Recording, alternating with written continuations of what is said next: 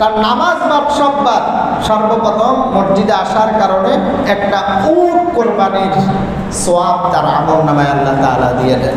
তারপরে আস্তে আস্তে এটা গরু হয়, বকরি হয়, মুরগি হয়, লাস্টে যাইয়া একটা ডিম সদকা করার মতো সওয়াব আল্লাহ তাআলা তার আমল নামায় দিয়ে দেন। তো এত বড় ফজিলত থেকে আপনারা কেন বঞ্চিত হন? সহজে হাঁটায়া তাকবীরের সহিত জুমার দিন তো আর কোনো কাজ থাকে না, আগে আগে মসজিদে চলে আসবেন। পারবেন না ইনশাআল্লাহ? আল্লাহ আপনার রোকসাত ছাড়া এখানে বসাকৃত সকল মুসলমানদেরকে জুমার খুতবার বয়ানের জন্য কবুল করে নেক বলে আমিন। অবশ্যইভাবে যে কথাবার্তাগুলি বলেছি আল্লাহ পাক রব্বুল আলামিন আমি নিজেকে আগে আমল করার মতো তৌফিক দান করুক বলে আমিন।